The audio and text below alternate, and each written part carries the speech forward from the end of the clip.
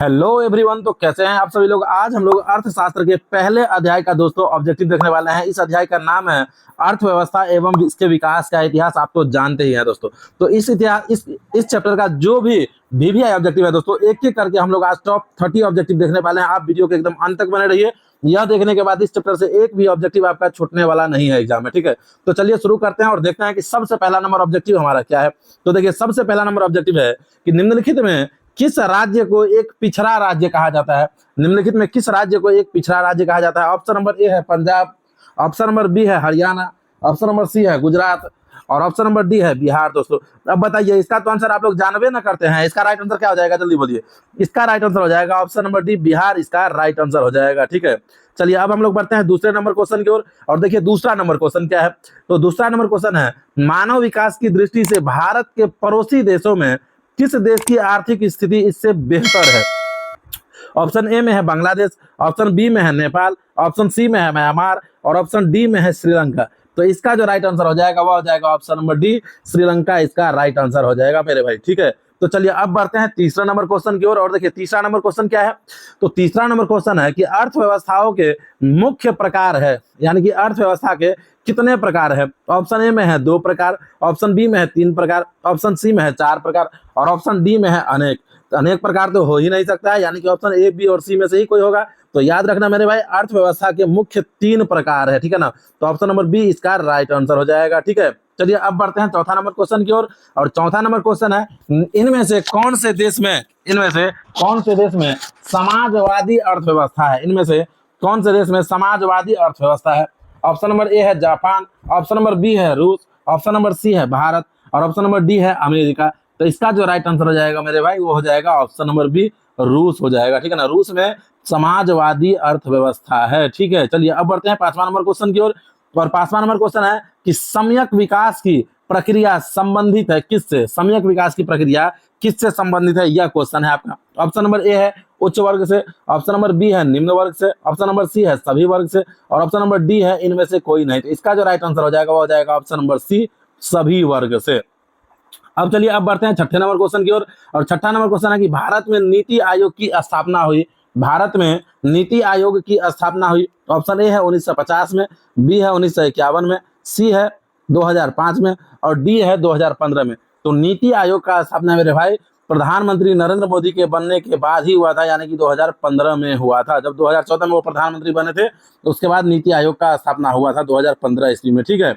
चलिए अब बढ़ते हैं अगले क्वेश्चन की ओर। देखिए सातवां नंबर क्वेश्चन क्या है। तो सातवां नंबर क्वेश्चन है कि इनमें से कौन आर्थिक क्रिया नहीं है। कौन है जो आर्थिक क्रिया नहीं है। तो देखिए कृषि तो क्रिया ही है, बेरोजगारी क्रिया ही है, परिवहन क्रिया ही है। क्रिया कौन नहीं है, तो बीमा जो है वह क्रिया नहीं है। तो ऑप्शन नंबर सी इसका राइट आंसर हो जाएगा बीमा, ठीक है। अब देखिए आठवां नंबर क्वेश्चन है कि किस क्षेत्र को तृतीयक क्षेत्र कहा जाता है।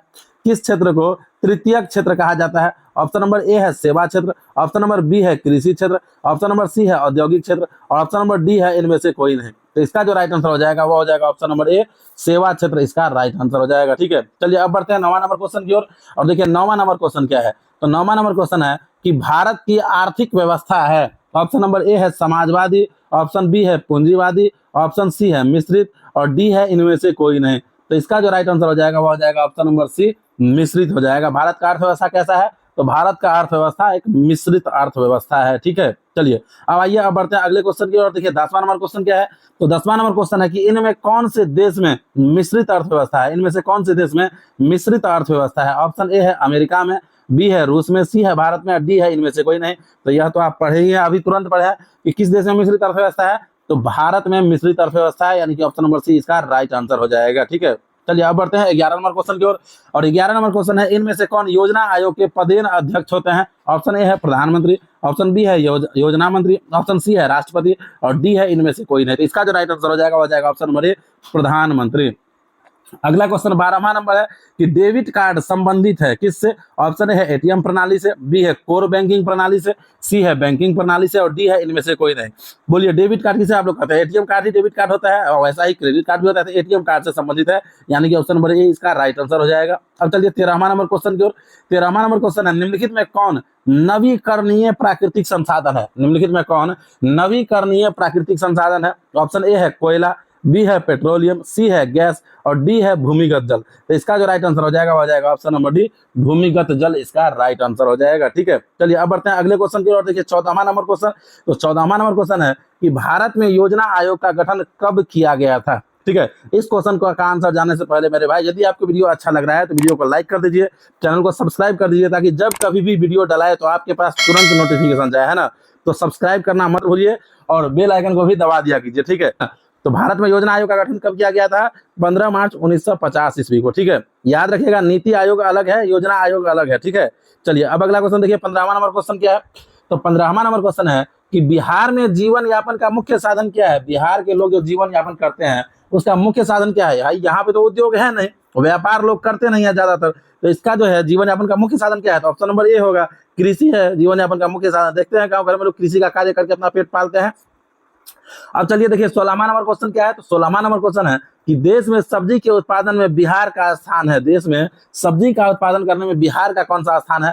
तो ऑप्शन ए है पहला, बी है दूसरा, सी है तीसरा और डी है चौथा। बताइए इसका राइट आंसर क्या हो जाएगा? तो इसका राइट आंसर हो जाएगा ऑप्शन नंबर बी, दूसरा। ठीक है ना, सब्जी उत्पादन में बिहार का कौन सा स्थान है? तो दूसरा स्थान है, इसी सब कार्य में बिहार आगे है। ठीक है, चलिए अब अगला क्वेश्चन है, भारत के पड़ोसी देशों में किस देश की प्रति व्यक्ति आय सबसे अधिक है? भारत के जो भी पड़ोसी देश है, पाकिस्तान, बांग्लादेश, श्रीलंका, नेपाल, ऑफकोर्स अफगानिस्तान भी है, लेकिन वह इस ऑप्शन में नहीं है। तो इसमें किसका जो है प्रति व्यक्ति आय सबसे अधिक है? तो ऑप्शन नंबर सी, श्रीलंका का जो है प्रति व्यक्ति आय वह सबसे अधिक है, यानी कि ऑप्शन नंबर सी इसका राइट आंसर हो जाएगा। ठीक है, अब आइए 18 नंबर क्वेश्चन की ओर। और 18 नंबर क्वेश्चन है, निम्न को प्राथमिक क्षेत्र भी कहा जाता है, इसमें से किस क्षेत्र को प्राथमिक क्षेत्र कहा जाता है? तो कृषि जो है वह प्राथमिक क्षेत्र के अंतर्गत आता है, यानी कि कृषि क्षेत्र को प्राथमिक क्षेत्र कहा जाता है। ऑप्शन नंबर बी इसका राइट आंसर हो जाएगा। ठीक है, चलिए अब आते हैं 19वां नंबर क्वेश्चन की ओर। देखिए 19वां नंबर क्वेश्चन क्या है। तो 19 नंबर जो क्वेश्चन है वह है, जिस देश का राष्ट्रीय आय अधिक होता है वह देश कहलाता है। जिस देश का राष्ट्रीय आय अधिक होता है वह क्या कहलाता है? तो ऑप्शन ए है अविकसित, बी है विकसित, सी है अर्धविकसित और डी है इनमें से कोई नहीं। तो जिस देश का राष्ट्रीय आय अधिक होगा वह देश विकसित होगा, यानी कि ऑप्शन नंबर बी इसका राइट आंसर हो जाएगा। याद रखिएगा, आपसे पूछे कि भारत कैसा देश है, विकसित, अविकसित या विकासशील, तो इसका जो राइट आंसर होएगा वह होएगा विकासशील। ठीक है, तो 20वां नंबर क्वेश्चन है कि एक समाजवादी अर्थव्यवस्था में सर्वाधिक बल दिया जाता है। एक सामाजिक अर्थव्यवस्था में सर्वाधिक बल किस पे दिया जाता है? तो ऑप्शन ए है आर्थिक स्वतंत्रता पर, बी है अधिकतम लाभ अर्जित करने पर, सी है उत्पादन कुशलता पर और डी है लोक कल्याण पर। तो इसका जो राइट आंसर हो जाएगा वो ऑप्शन नंबर डी हो जाएगा, लोक कल्याण पर। ठीक है, अब चलिए अगले नंबर क्वेश्चन की ओर। और देखिए अगला नंबर क्या है, 21वां नंबर क्वेश्चन।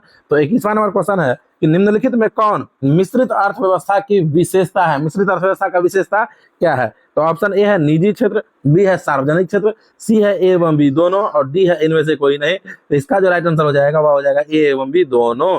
ठीक है, चलिए यानी कि ऑप्शन नंबर सी इसका राइट आंसर हो जाएगा। अब आइए 22वां नंबर क्वेश्चन। और 22वां नंबर क्वेश्चन है कि बिहार एक राज्य है। ऑप्शन ए है उद्योग प्रधान, बी है पशुपालन प्रधान, सी है खनिज प्रधान और डी है कृषि प्रधान। तो बताइए कि बिहार कैसा राज्य है? कृषि प्रधान राज्य है, यानी कि ऑप्शन नंबर डी जो है वह राइट आंसर हो जाएगा। ठीक है, अब चलिए अब आते हैं 23वां नंबर क्वेश्चन की ओर। और देखिए 23वां नंबर क्वेश्चन क्या है। तो 23वां नंबर क्वेश्चन है 23 नंबर क्वेश्चन कि स्वतंत्रता प्राप्ति के बाद भारत का मुख्य आर्थिक उद्देश्य है। स्वतंत्रता प्राप्ति करने के बाद भारत का मुख्य उद्देश्य क्या है? ऑप्शन ए है तीव्र आर्थिक विकास, बी है उत्पादक रोजगार सृजन, सी है निर्धनता निवारण और डी है उपयुक्त सभी। तो इसका